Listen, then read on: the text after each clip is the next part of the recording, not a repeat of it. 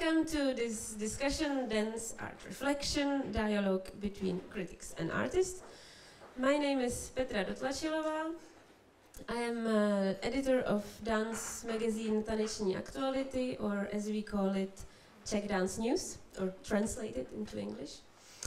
And Czech Dance News is organizer of this discussion, which is part of a project, Dance Criticism in the European Context. And the purpose of the project is to facilitate exchange between Czech and European critics to develop new skills and ways of working. This project is supported by the European Union through the National Recovery Plan. And we also thank Czech Ministry of Culture, the City of Prague, and of course Czech Dance Platform for hosting this event. So in the last 2 days we actually had workshops with 4 Czech and Slovak critics, which were led by here present Anette Therese Pettersen from Norway and Lena Megyeri from Hungary. And we also had with us Emily May from the UK, who already had to leave. And so to conclude this event, we decided to open the conversation and invite artists to talk with us about dance criticism, or as we prefer to call it, about dance writing. I will do short presentations of who we have here. Well, most of you know now Viktor Černický. We have just seen your prima. Viktor is a Slovak interdisciplinary artist working mainly now in the Czech Republic, where he also studied physical theater, and I've also learned that you studied theater studies before that a little bit. And many of you certainly remember his work Pli, which won Czech Dance Platform in 2019 and then got into Aerowaves 21. Then we have Marie Gourdain, a French artist who also, well, I wanted to say based in Prague, but you are actually more based in France now, but lived in Prague for many years after having studied Académie des Arts Déco in Paris and Academy of Fine Arts in Prague, and since worked a lot with Czech artists. She's a visual artist, set designer and choreographer.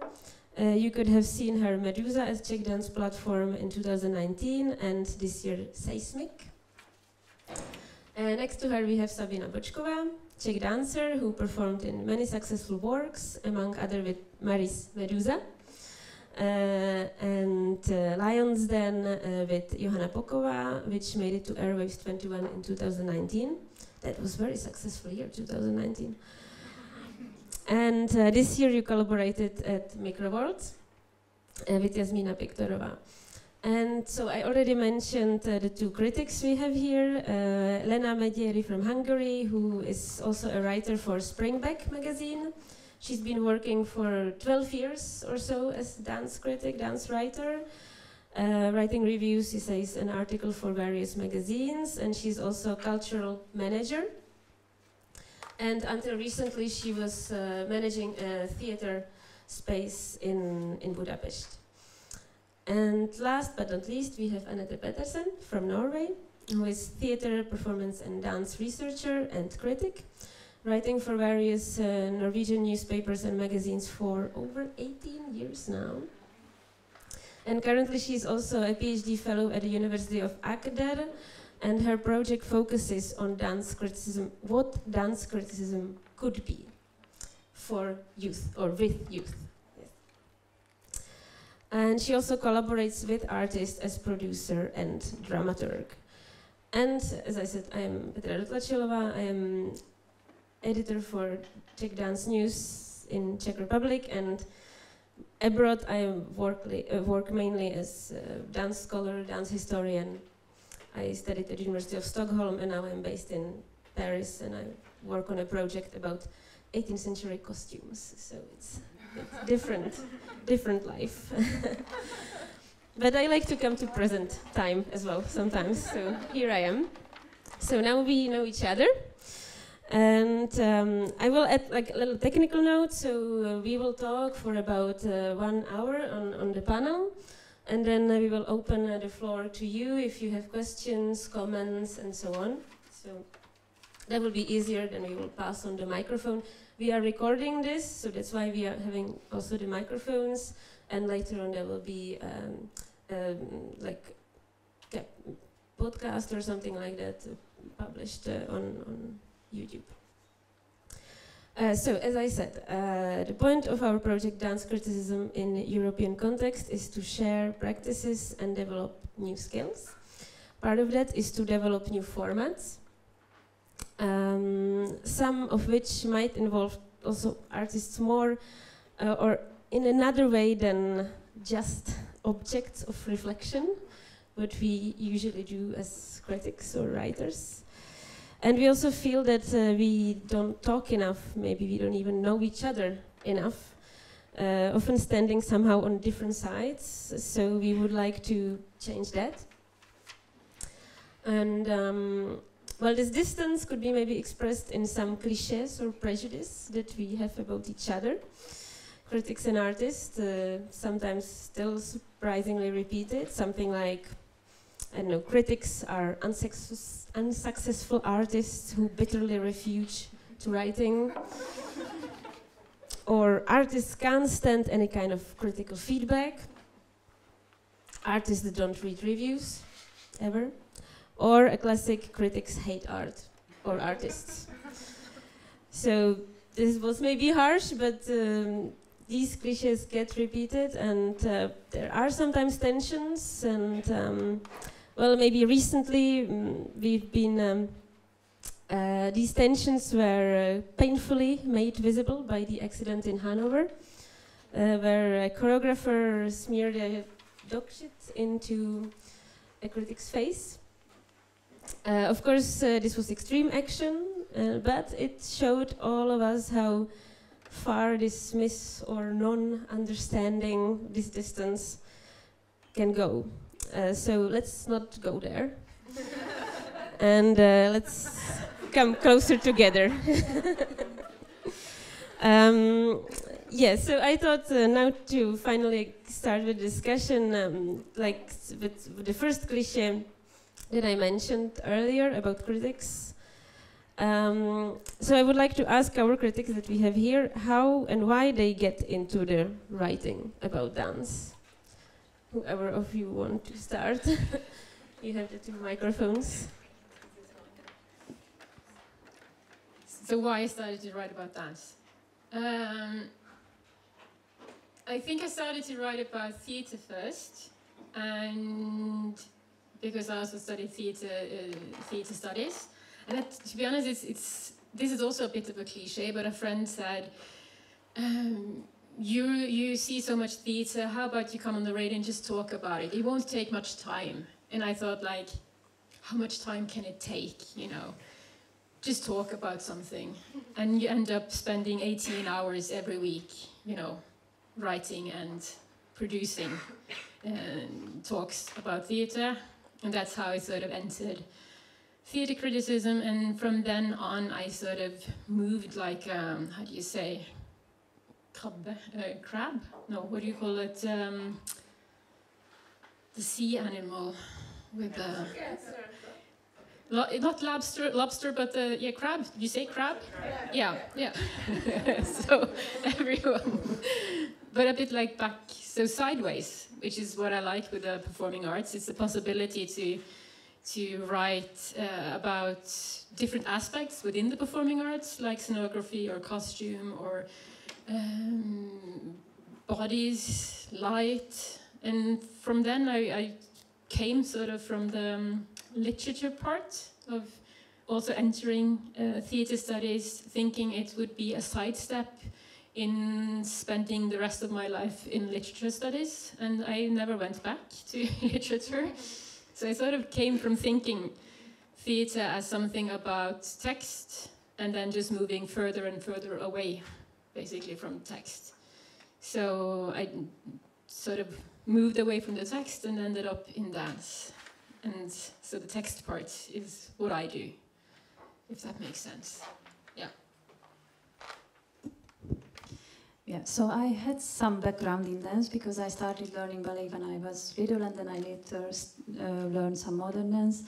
But at one point I had to decide if I wanted to be a dancer or if I wanted to be something else, and my idea wasn't to be a dance critic, but I had a lot of other interests, so I went to study South Asian studies at first and then later theater studies, because I became more and more interested in discussing theater, thinking about theater, and then I started reading a lot of reviews, and then at one point I thought, well, maybe I could do this better, because I didn't like a lot of what I read, and then when I actually started writing, I wasn't that confident anymore. I had a lot of doubts, and I think I still have a lot of doubts. So it's like a process.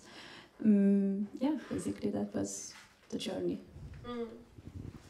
And what is the artist's journey to criticism? Do you read criticism? Do you write criticism, perhaps? And if you read it, what does it mean for you? What does it give you?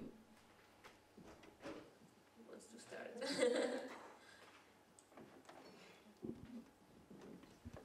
Okay, so personally I don't write any critics, and when I read the critics, I must say it really depends on who is the author of the critic, if it brings me something. Sometimes it does, and I learn about the context, and I learn about a different vision who pushed me somewhere else than what I had seen in a show, and sometimes I don't. So it really depends on the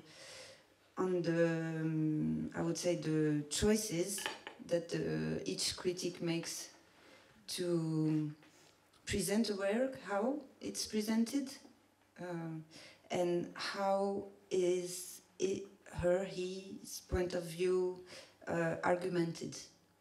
According to that, or it brings me something or not, I must say. So I also don't write any critics myself, and I agree with Marie that I read a lot of critics, not only for the shows that I produce or I dance in, but also on the shows from different artists, but mainly from the Czech scene. I don't read so much international critics, I must say.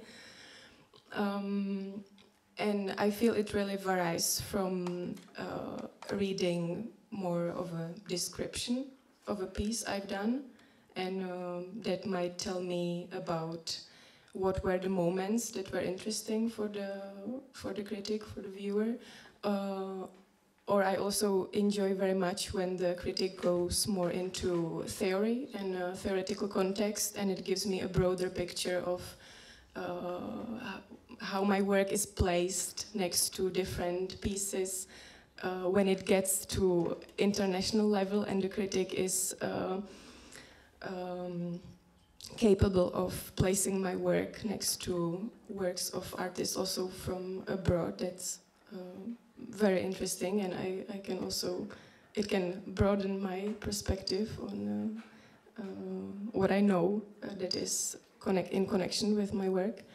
And then I also read critics that I feel that there is not so much understanding of each other, like that it didn't really met the aim of the performance, or what me or the artistic team perceived as the what is supposed to be passed to the audience, and it really doesn't match with the critic. So it's very, very variable, I would say. Maybe my journey was a bit different, because I did write a few texts back in the theater studies, and so it gives me a little bit of, like, a little bit I can understand the position of the critic. And I'm very happy that I moved away from there. I think my texts, you could still find them somewhere on the internet, or sometimes they were printed somewhere, but I wouldn't dare to read. because it was at this time when I felt that I have an opinion to express, but I didn't have enough experience to express that opinion. So I don't think they were good texts, and I don't think they brought anything for the discussion about the work back then. Yeah. And I do read the texts, like the critical texts from time to time. Also Taneční, Aktuality or Mloky in Slovakia, or Opera Plus. But I have this feeling that it's like everywhere else, like in all other professions, you have different quality of artworks, a lot of artists, and you have different quality of the critical texts. And I mean, so of course you find something which can speak to you and can become a partner in the discussion about the work, and then you have something that you don't feel it's relevant to. And I'm not speaking about my own work. I mean that I feel that this is not bringing me anything. Yeah.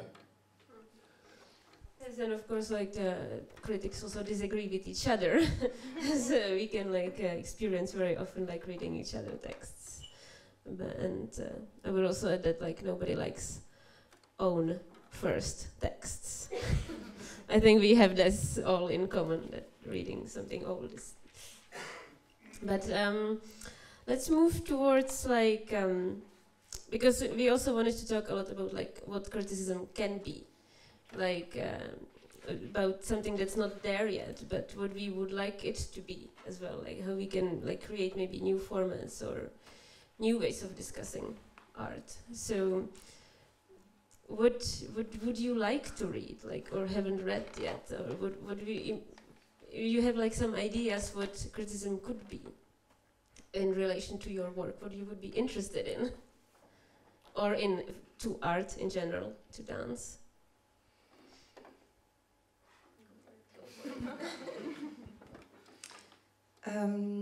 As Sabina said it before, for me it's very interesting when it puts things into context, and I would say I'm maybe because it's also the path I'm taking in my work to go into transdisciplinary approach of things, but I like it very much when I can read a text who will make links, so or to the contemporary work in the country I am, or as Sabina was saying, in other countries, because there are different readings of the work in different places, so that's very interesting to have a link to a culture, but also to a wider contemporary view of what's happening in the dance or theater field.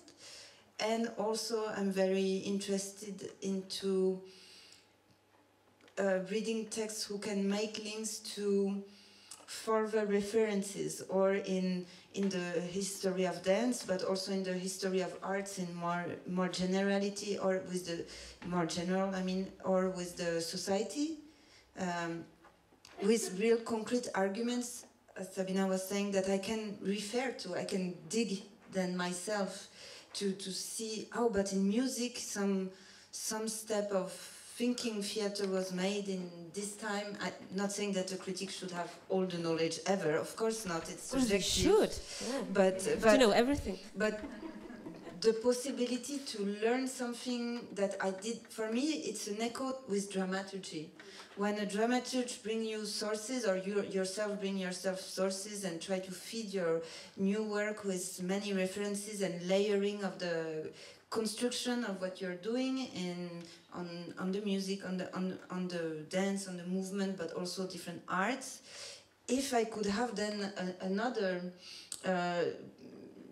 side of the circle who would bring me or reflect to what I brought in as references, if they're readable. I mean, of course, it's still art, so it's very subjective. But bring me another panel of what I didn't see or didn't think and can grasp for new references. if it could be kind of a circle between what we bring and what is brought back, and not a judgment, but or judgment toward the reference. So I can go and dig and learn, because we are not, as well as critics, able to know everything. So it's a process, and creating is a process of growing and learning curve for me. So if the critic can bring me something to learn, then I would be much more into this dialogue, and I think it could be very rich. Yeah, that's my wish. Yes, so before this discussion I was also thinking about this subjective, objective vision about the work, and I like that you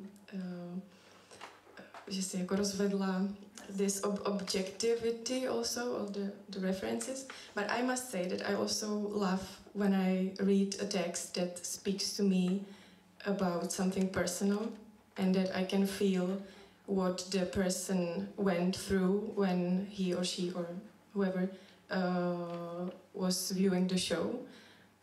So this is also something very precious for me when I read a text and it gives me references, not the objective ones, but the subjective ones, and it also feeds me very much, and I feel that maybe in contrary to also this objective side.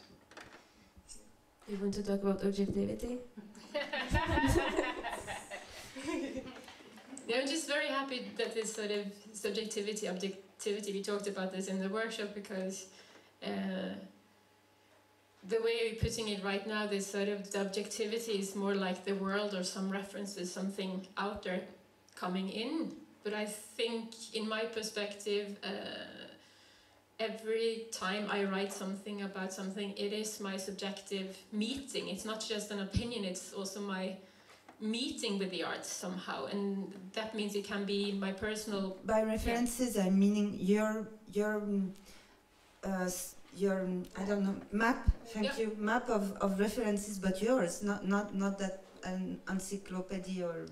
No, your way of receiving and projecting, that's what I meant.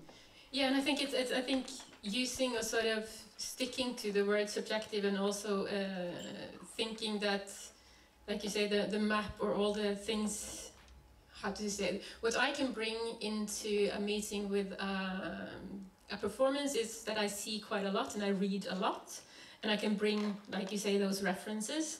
And I think, I didn't think so much about this until this moment, but that is of course also very subjective, because it is my gathering and my interests and bringing into that, and it doesn't mean that this is like the final reading of a work. It is both my experience of meeting the work somehow, and my expectations to the work, and all of the things I start thinking about, and all of the things I've collected.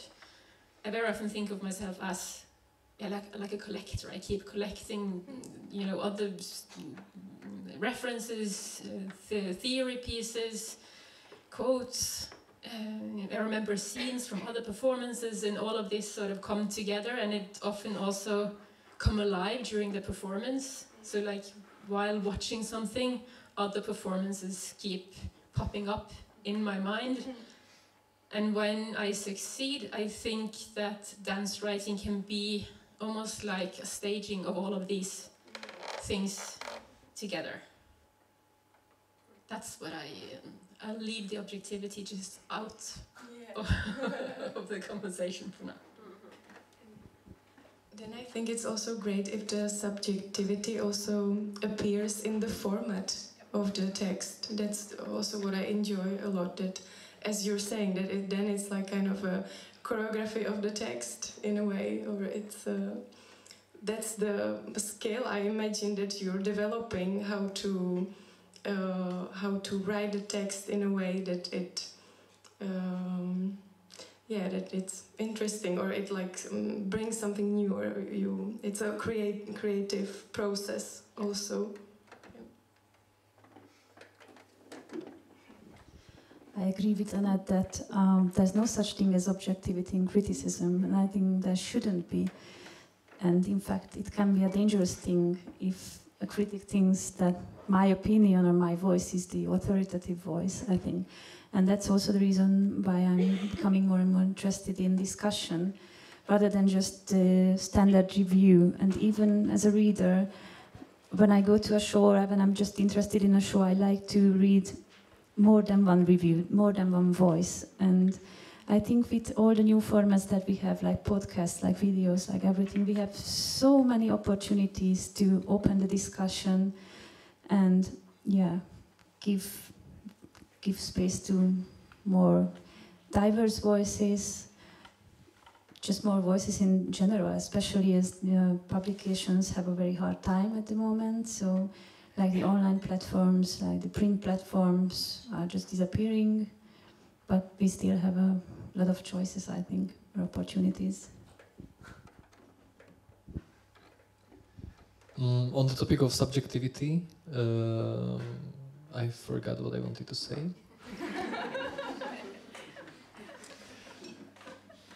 No, I like the aspect of, I like to be in dialogue, just put it basically. And so when I read a book, I like to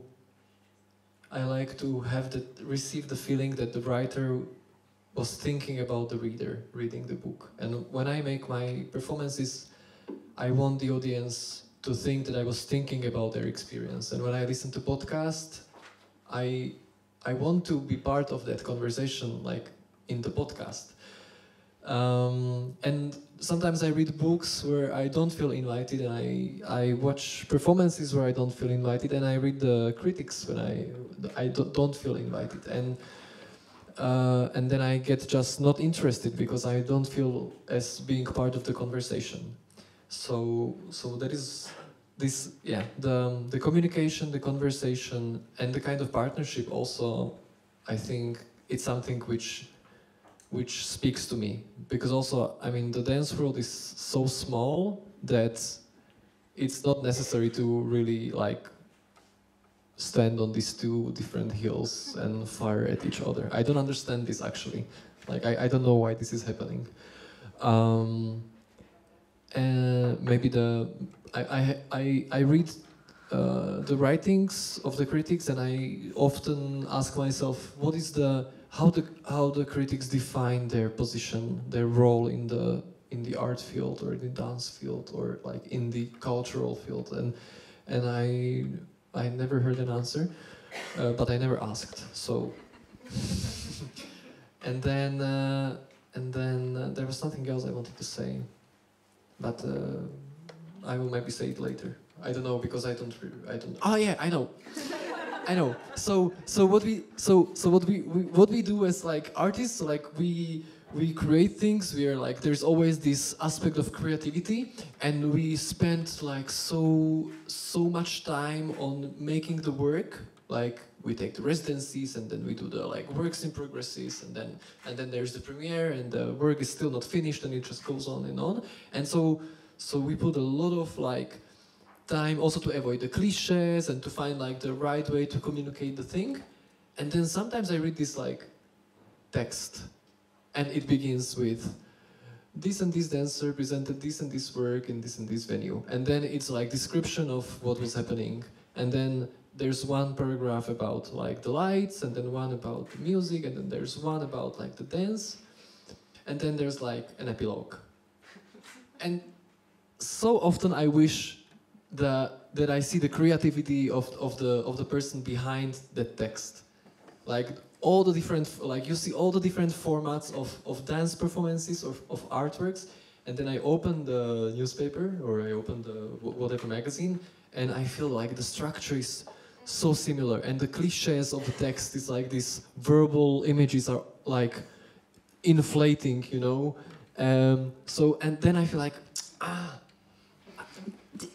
Can I react to this? I think it's very nice what you're saying, because, and I really liked what you said at the very beginning, that we don't always put ourselves at the place of each other, thinking how much work it is to write a critic and how much you have to have seen things and spent time in the theater and know the field to work. It took me time to understand that. On another hand, I very much like what Viktor was saying of these two heels shooting to each other. I mean, I have the feeling I never shoot. I sometimes get hit, but I never shoot. But there is something about the risk-taking. Also in the shape of how do I write something or how do I position myself. And I would say that as an artist, I can talk only for myself, but I would believe Viktor and Sabina would agree, is that each time I start a new piece, I take a risk. And I'm consciously taking a risk. And I'm not trying to stay in my comfort zone. I'm not trying to say something people are going to like. I think about the audience, but I'm really trying honestly to take a risk. To some people, it doesn't look risky at all, for sure. But for me, it does. It is a risk-taking. And I think if we would more meet in the position of the risk-taking, we could maybe be in the middle of these two hills and be at the same place, saying, you risk to say this and see it like this, and I risk that. How can we be on this thread together? And I would feel much more comfortable into the same risk-taking, or feeling that in an article I read, or in the shape of how it's written, or in the audacity of the references, or there is a risk as well that I can relate to. I just want to pick up on that, because if I were to set sort of a scale of success in a text, if I'm risking something, I feel I've succeeded. But it's also like you say, sometimes it's visible and sometimes it's not. Sometimes I feel like I'm putting something out there and I'm so nervous of how it will be received, or if someone will, take a shot back at me, and there's nothing. And other times you're like, yeah, that was sort of safe text, and then someone comes, shooting from the side, and you're like, oh, that was a bit more risky than I thought. Or, so it's this... I agree, it's something about the feeling, and sometimes you see a work and you can feel that there is some risk going on. And I try to, at some point, at least have one aspect that I'm not completely sure, like Lena said, not to be sort of taking the position as the expert. I think it's very dangerous if you get too sort of sure of being right somehow. Because going back to that, it is a meeting somehow, and meetings with people is also about risking something somehow, of daring to be vulnerable, daring to be wrong. So when it works, but I can also see how it's not always visible somehow. But I'm very often, really more and more, sending a text and feeling unsure, and also would have liked to have more time. It's very often very little time, and when it's out there, it's like you say at the premiere and it's not done. Very often I send the text and it's not really done, and I really want to take it back, and I really want to go, keep editing, but it's there, and 3 days later I'm already a bit like, that was a dumb text, but and then it's there, and it's, yeah, so you have to risk also being a bit stupid quite a lot of the time. I think most critics can agree.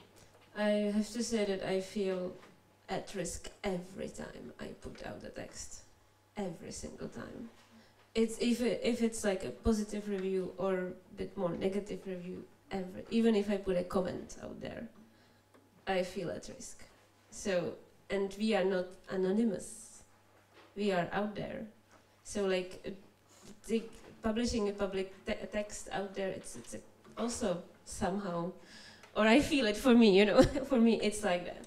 So I don't think we feel like safe shooting from somewhere or what. But I feel like both artists and critics should be allowed to make mistakes.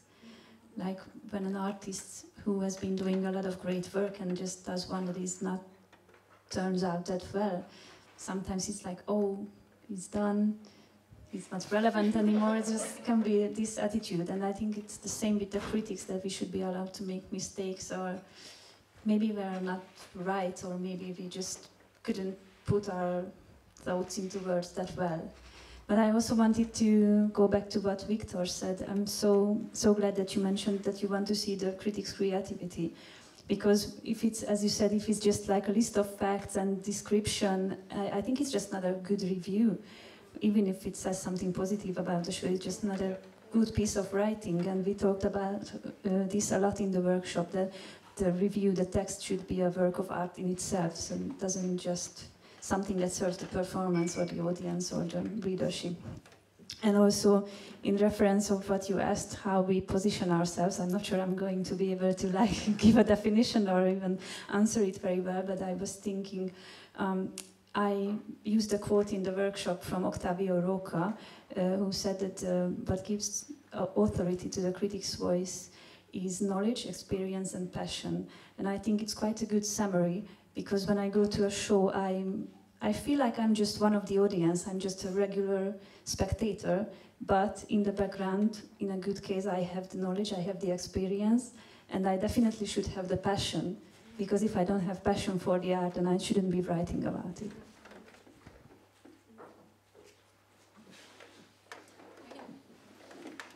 Also something about this position, or this, because it's really difficult to keep that passion also, that it's something about having the breaks and knowing when you need to take a break. But I also think I quite like it when the critics are not all positioned the same somehow, that we also have these, how to say, in Norway there's quite a lot of critics that see themselves as journalists and want to be like outside, to have this sort of almost objectivity, to be not a part of the scene somehow. For me, I've passed that point like a long time ago, and I have worked with artists and know them so well, so I cannot write about them, which also becomes a pity. So now I'm starting to going back to, you know, when who you sort of think of when you write. So now I'm trying to write with and to artists, to see what that, and that I know, to see what that also does to the writing. If you don't try to be sort of the skilled voice, or, you know, the sort of the critic standing there with all their books and, you know, this objectivity, and just say, hello friend, this is how I read your work, and what that sort of intimacy will do to how we can also talk about or write about works in a way that doesn't become PR. And that's not really dramaturgy, but maybe it's like being a critic on the inside somehow. So I'm really interested to see if it's possible. I think it's possible to see what can come from that. That will be my next project, sort of, or I've already started. So, but I think most likely it's a thin line before you become too much of a friend or too much of trying to serve the artist somehow. So it's something about keeping the position as a critic, because as a critic I have my text. My devotion is sort of to my text, to make a good text first and foremost, about, to, alongside some works, and to try to see if it's possible to use the sort of that devotion into other ways of practicing with criticism. Could also be a way of inviting other people to explore criticism in different ways, to have the diversity. Yeah.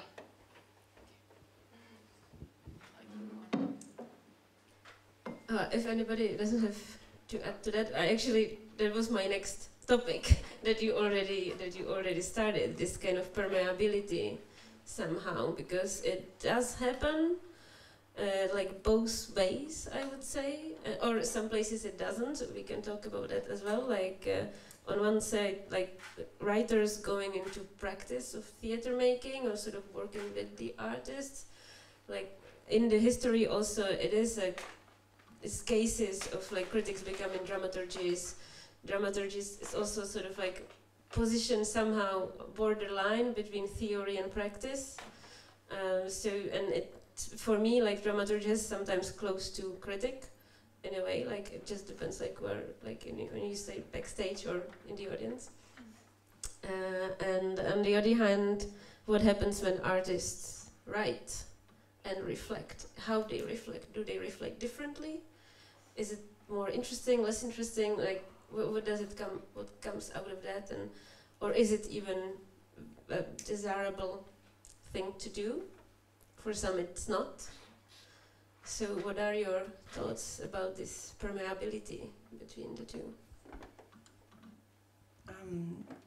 First, I would say that we all, or me at least, I'm very critical when I see a show, but I would never write it because I don't have the skills and the knowledge and the passion to be able to write it. But I do have, I think we all have friends and people we collaborate with and a critical view. So it is something we all carry with us, and in a way it's important that it really exists.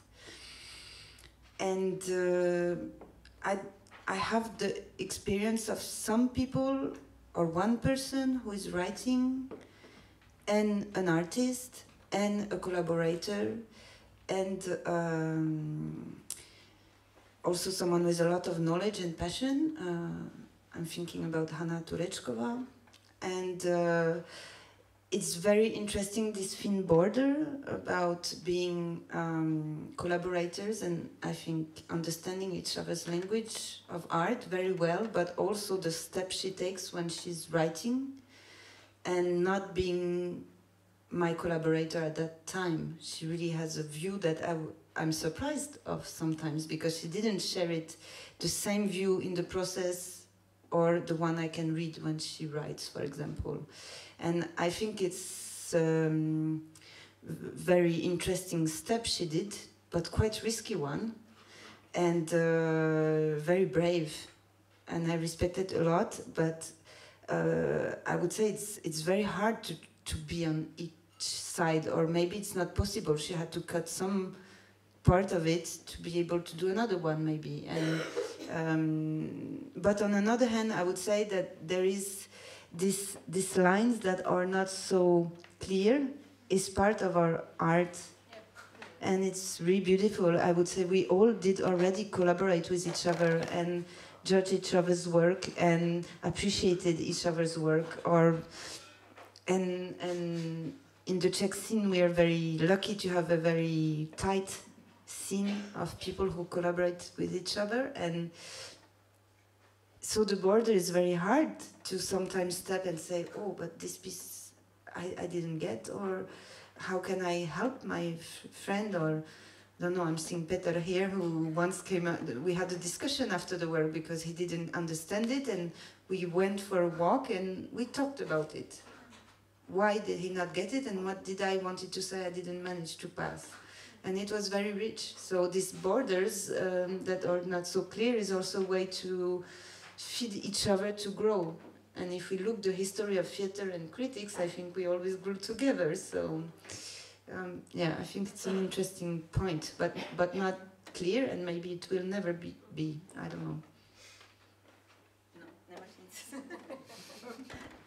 Maybe I can just say that sometimes I miss some theoretical reflection in my process, and yeah, it's hard for me to find people that would facilitate that for the process. So maybe it also reflects this border that is still there between the critics and the artists that I don't, yeah, I don't have sources, or I don't know where to search for this kind of collaboration that is where the borders merge and it's not so clear, like the positions. So.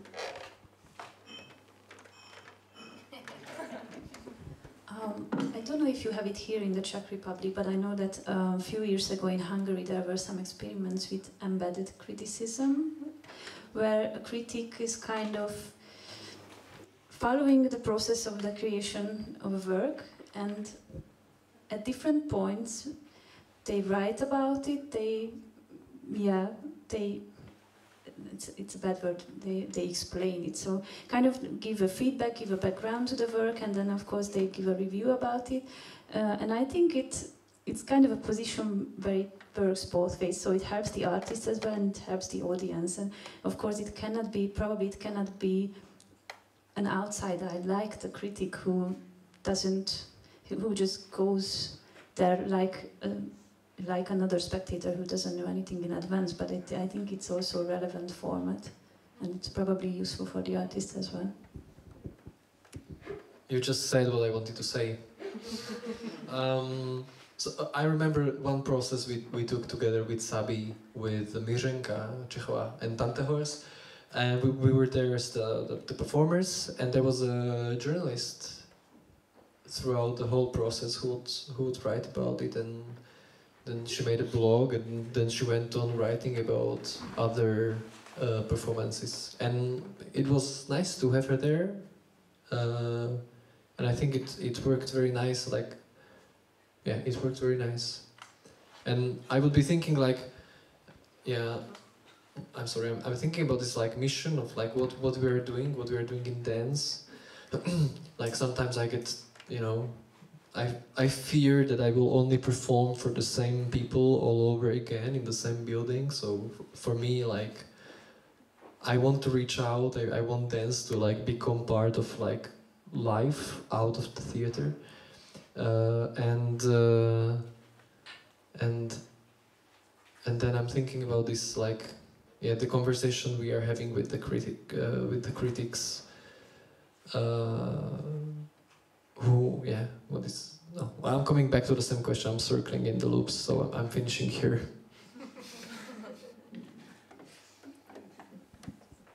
I would also say that one thing that we don't have when we create a piece is perspective, and that sometimes it's very appreciable in some critics to see that it's a bit of the problem of being in one theater often, but on another hand the quality of it is that an audience follows the work, and as you said, you can have a good work, a bad work, or work who is not understood at that moment but will be understood a few years later or never. But the critic can bring a perspective on this it happened to me to read the article of someone who saw other shows of my work and who will put a perspective into my work that maybe I had not caught myself. And I think that's very interesting, for example.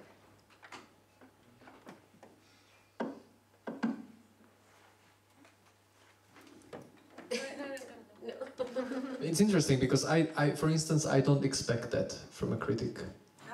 I don't say I expect it, but I think it's nice when I read it. I'm surprised. It brings me something I couldn't found myself. I think personally I don't expect anything about critics. No, I really read something with no expectation. Yeah, I don't have this I react because this is what I hear from you, and it's completely okay. We have, we look at the dance critic with different eyes.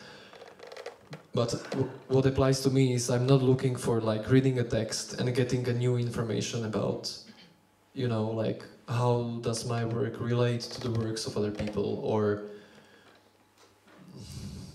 I don't know, something. I don't think I will learn something new from the critic. No, but it's also the reality makes me having this attitude. I mean, the reality is that it's usually the description and judgment, and very, very rarely it expands my knowledge. But of course, because I spend so much time on this, on the particular project, that I dig too much and too far away. And as you said, you have maybe just few hours to write about it after the premiere. So of course. And usually the artist is sort of not the intended reader especially when you talk about the review, because now we talk quite explicitly about the review as a format of criticism. Then there are also other sort of formats like commentaries or longer essays or critical writing that sort of just spins off a performance, and so all of this. No, I lost my own thread. So I'm just walking. Yeah, because coming back to what to expect of critics, because I think it's important. Okay, we spent quite a lot of time in the workshop talking about sort of the practical sides, and the economical side is very boring, but at the same time, one of the reasons it's important for others than the critics, it is because I think you should expect that someone should be able to see the works and have the knowledge to have seen, to put it into perspective, and to have seen more than one work you have done, and to have that you have critics that actually have the possibility to sort of be the body that carries all of these performances and can see your work compared to the other works you did and to your colleagues. And the problem when the economy becomes too bad is that it's really difficult to keep critics. So you don't have the people who actually have spent years seeing your works and other people's works and to do this. So it's not something to expect from everyone, but as from criticism, if we're going to talk broadly about criticism, which is really difficult, I find it really difficult to talk about us critics. It's a bit like being an artist and say we artists, and try to come up with one sentence that everyone would sign their name on.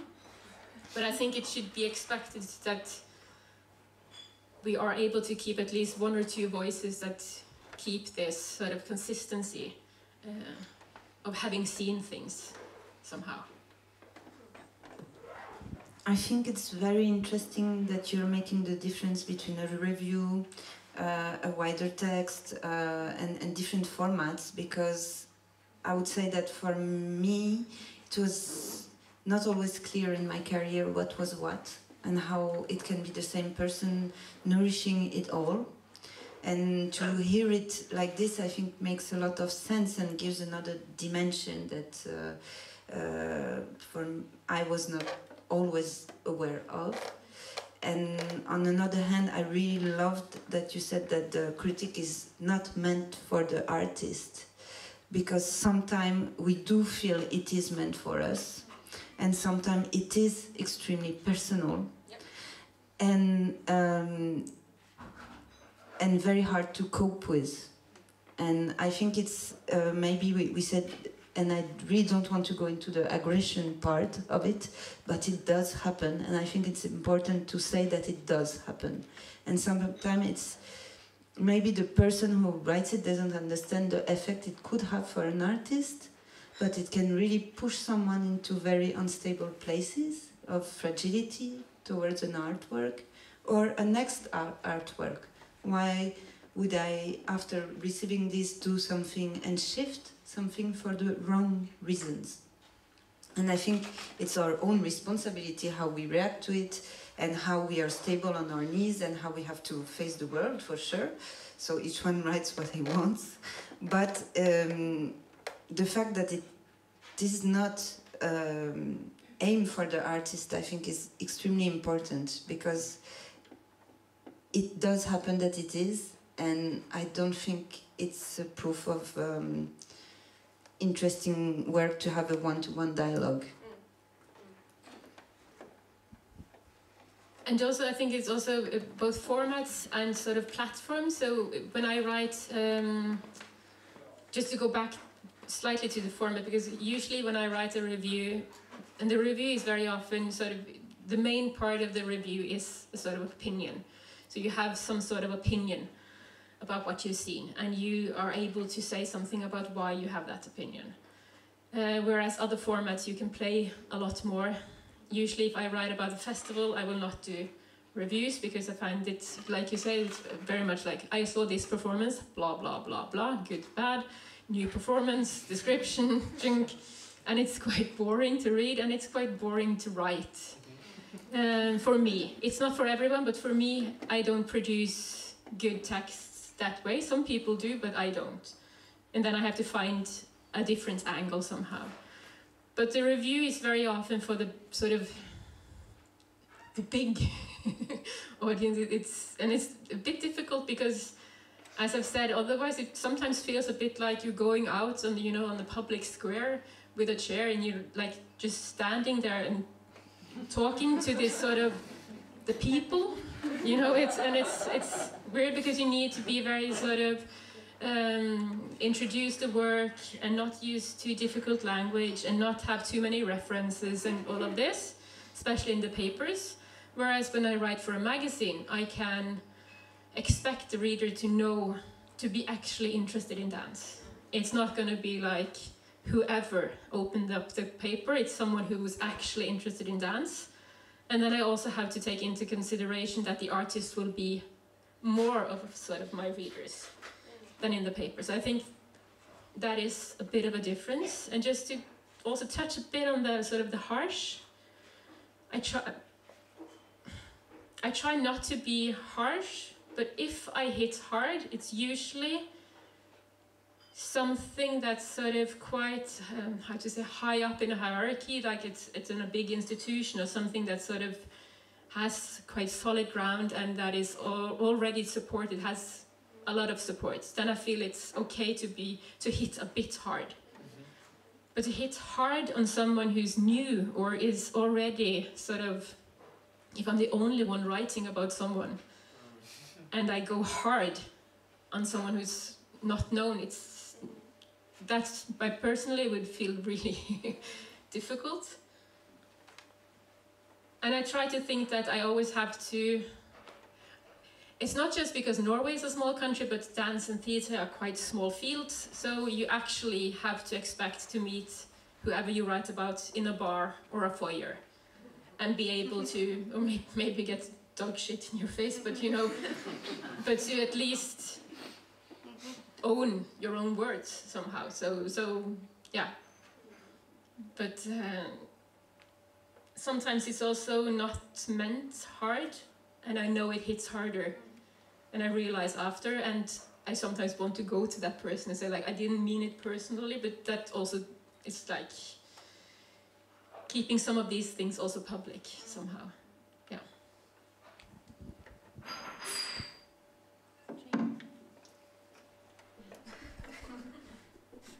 Okay. I got a little bit lost in my own thoughts. I'm sorry. But it's a bit after 6 already, so I would almost open the floor for questions. We have quite a lot of people here, so if you have some comments, some questions.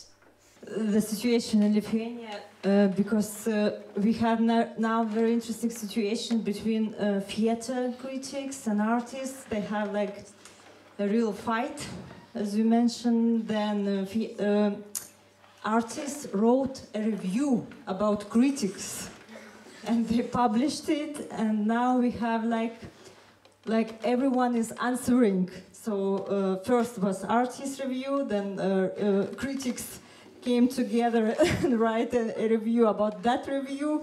So it's happening like this. Of course, the community of theater and critics in Lithuania is bigger than dance. But in dance field, we try to make a possibility for contact of dance critics and artists, and for dialogue, we try to make some meetings, some discussions, or even sometimes after the review, we offer dance critics, maybe you would like to make an interview or to make a live interview with the artist and speak about this review. So I'm just wondering about the situation in Czech, like how, like you mentioned here, in Norway, you can meet the critic in a bar, an artist, and how is going in Czech? How do you communicate between yourself, or there are like a distance between you, artists and critics? Well, we are definitely trying to come closer, as this is also showing. But of course, I mean, Czech dance community is very small as well. We do meet at the bar. I think that there is also like a comment section at the Czech Dance News at Taneční, aktuality, and there is quite a lot of happening, I would say, in the comment section. Like, people do react to each other, but it also happens on Facebook. I mean, we are not anonymous, so we know each other, and there is also space for artists to write there, and we have some dancers, some dramaturgs who are actually writing, if not reviews, it would be like a point of view where they can express some opinion about like current topic. Otherwise, I don't know, like we didn't have any like extreme situations in like fights between critics, and I think in theater it happens also more often. I think the tensions are maybe bigger in between theater critics and theater artists. Also, the scene is bigger. The tradition is longer, I would say, and it also depends on style of criticism, because as we talked about formats, I think we kind of try to experiment with different formats also at Opera Plus. I mean, there are different kind of formats, more podcasts, more interviews, and this opinion pieces. So this, well, in my opinion, it's a good thing to sort of bring new ideas or like reflect this dance differently, or reflect the scene differently. Actually, one thing I wanted to comment that goes way back, but because we do this because of like developing and like finding new formats. And you said about like artists having like the residencies, working on things for a long time and projects, and we don't have residencies. Now we will have one, but we don't have time and money to develop ourselves normally. I mean, we need this too. So that's why we are doing the workshops, and we are trying to have discussions to develop ourselves, because we usually, we are, you know, when you are a student of dance studies, they will send you to theater, write something. You have no, like nothing. You just go there and like see and write, and of course it's terrible in the beginning, and you probably have to have opinion, because that's when we talk about review. Other formats are different, but when you talk about review, you have to have opinion, otherwise it's not a review. You have to have arguments, but without experience it's difficult to have opinion and arguments. So I just wanted to add that's very far away from what we are talking now, but just add also that the dance and theatre, because I see this also in Norway, there's a bigger divide between theatre critics and the theatre scene. And there's several reasons, because there's also a long tradition of recruiting critics either from literature or from theatre studies, and theatre studies doesn't exist in Oslo anymore, so this also becomes a problem of where to get sort of critics for theatre, but you always have literature, so you sort of focus on that, and that also makes a big divide. Whereas dance, 6 years ago, we had very, very, very few dance critics in Norway. So we had projects sort of recruiting and finding people who already had an interest and/or knowledge in dance. So quite a lot of Norwegian dance critics are dancers or choreographers, and quite a lot of them both produce and write. And it's also more of a tradition of sort of discourse, so theory. Dance is more connected to a lot of the sort of contemporary theory, more than I see in contemporary theatre, especially since a lot of theatre is in the big institutions and has more of a connection to like entertainment. So it's difficult to talk about theatre right now in a theoretical perspective, whereas dance is not as sort of established as a broad entertainment thing, but it's also easier and has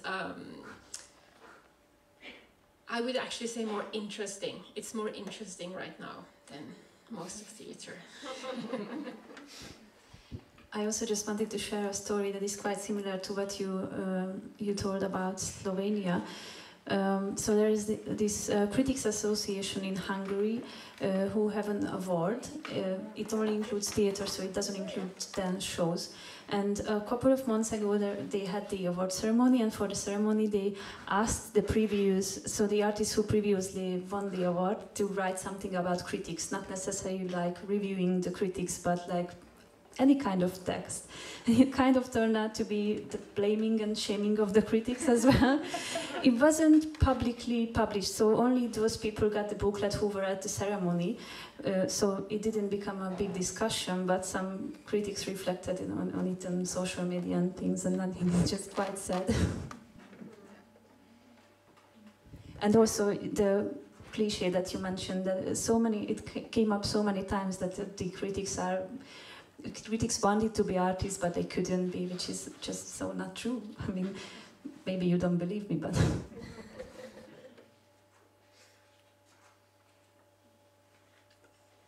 Any more reactions, questions, comments?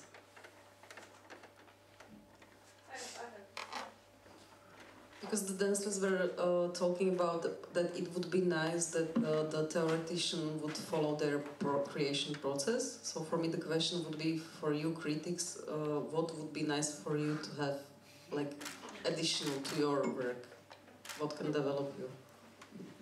What we need to sort of develop, I think Petra already said, like, more time. It's something about, and in Norway we sort of have some of these things. In Norway, as a critic, you can apply for an artist grant just as artist and have the same grant. So you have time, basically, to... It's something about both having time to read and to see performances and to maybe be in conversation with artists without thinking about ability somehow. Because if you make a living of writing about performances, you also always have to make sure that you don't exclude yourself completely from all the performances. Because then you have to do something else.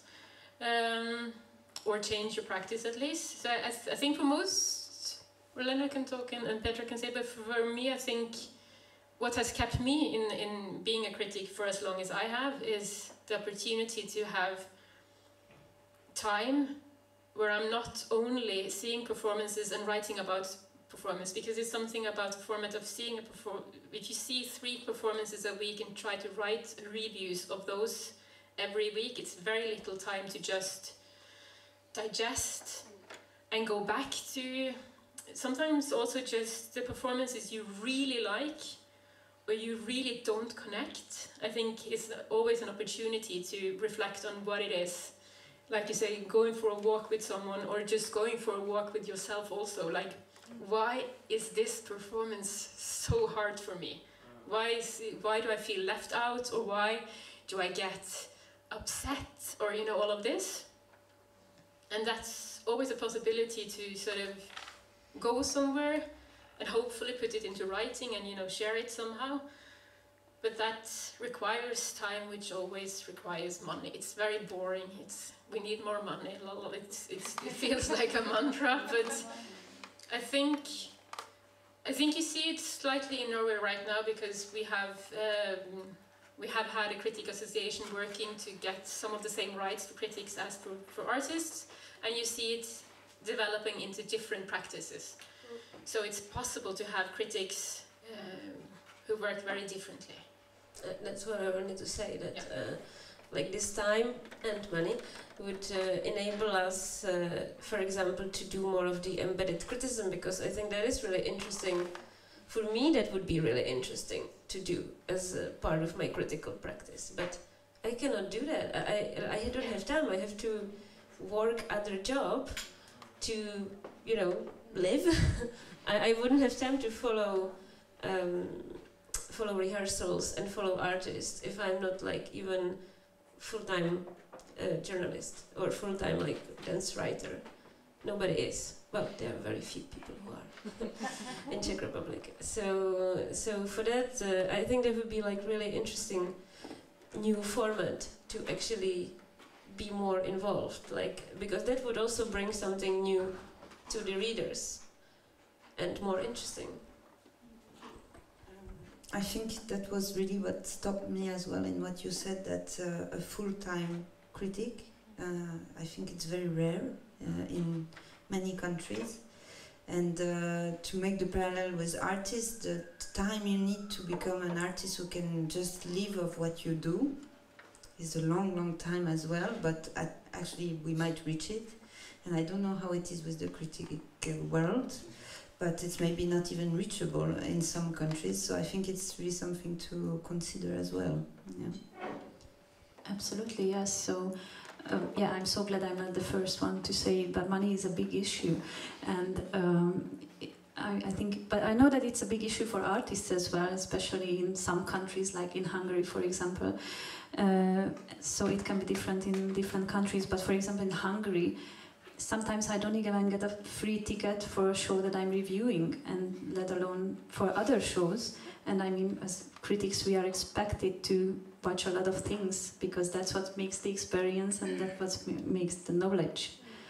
And that's just to begin with, and then there are many other aspects. So a full-time critic doesn't really exist anymore, I think. But I think some of this is sort of possible as a sort of, I think it's possible to have the critic to watch the shows and you know, give some sort of outside perspective, not objective but outside, but still have some sort of solidarity between artists and critics, because to some extent we are working with the same, developing what dance can be, and in the same what writing about or with or you know against or whatever dance. So it's something about looking at opportunities to having people in the profession somehow. So it helps, I know that it helps in Norway to even get the grants. It helps to sort of just group it together. So critics are not outside, they are inside the artist. So when I finish my PhD, then I will actually have an artist grant waiting, because I got like leave from my artist grant, which gives me the possibility to go back and be a critic and not be one more person who just disappeared. That you work for, you see shows for so and so long, and then you do something else. And it's quite common that people go into PR, for instance, which is good for the institutions, not so good for criticism. Yes, I mean, it happens a lot that people start to write when they are students, or maybe like even they are continuing in their studies, PhD, but as long as they kind of have to support on their own and maybe families, it easily disappears into other jobs, and then it's really, really difficult to keep on even like looking and like keep on with the scene. I also actually wanted to react to your question that you raised long way back about how do critics define themselves in the art form. So Taneční Actuality has a motto: pomáháme tanci růst. We help dance growth. We had some strategy meetings, and we kind of defined ourselves as such, because that's we kind of think we are doing. We are part of the.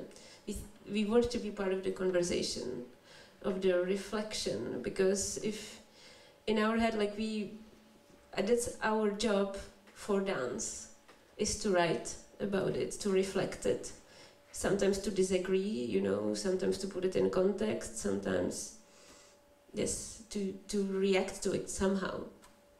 So that's what we think we are doing, and I think that also reflects the development in Norway, when you can actually have a grant as as a critic, as an artist, that they kind of agreed that this is also important, just to have someone who is like reflecting the artistic practice from some other direction, with some other experiences. I think it's sort of like an ecosystem somehow, that we all go into the same ecosystem, and we have different, and also artists have different ways of practicing. So it's not that I want, it's not to go back to, you know, the failed artist, that I want to claim that all critics are artists, you know, as a way of sort of reclaiming the artist position, but every text is also a creative process somehow. So I think it's important to just have that part of it. But it's more important, I think, it's like you say, it's we are in the same. It's a part of the ecosystem that if all of the writing about and with dance disappears, it's quite possible that dance in the public also will disappear, because yeah, it's like it goes back like an 8, like we dance somehow. It is a choreography somehow, yeah. But I'm not, but also I will always fight for the dance writing that's sort of not service-minded, that sort of fights for its own right somehow to be a text. And I think that also serves dance somehow. When you have dance writing that's,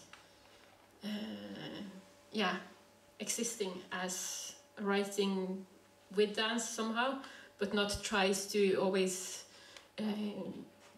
be a dramaturg or, you know, sell tickets, because sometimes you also become so passionate that you almost becomes the PR, you know, because the dance is so sort of nearly extinct, and then, you know, everything is about positive. I think it's when we have these fights, or when we can disagree, and when we have a diversity of opinions and perspectives on it, then that's the best sort of that can be, yeah. Any more reactions?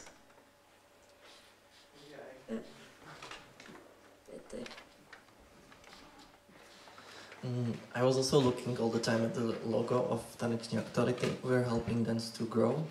And I think what I deal also a lot in the educational part of my work is that there is a certain way that we understand how to grow things that is hierarchic, vertically, where there is a certain right way to do things, and we judge from that perspective by punishing or rewarding. And for me, when I read this kind of a review, that is the frustrating part, that is the potentially hurtful part. It's the mother or father that scolds what I do instead of trying to understand why I do what I do.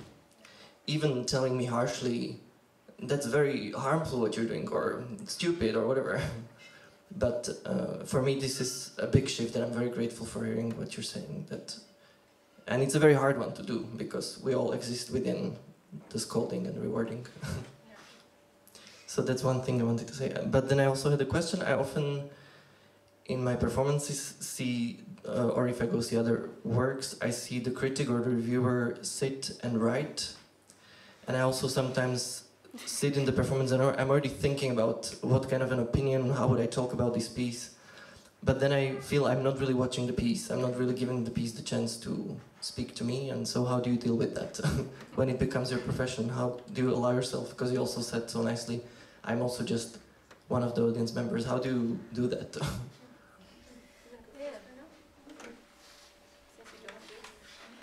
Well, maybe first I can say that I do, and then you The notes, you mean? Yeah, the notes. Yeah, I never write notes. I don't know why. I mean, it has many reasons. One of the reasons is that it can distract me from just watching and, let's say, enjoying the performance. Also, I just mentioned it before the talk that I cannot really read my own handwriting, so it doesn't make any sense anyway.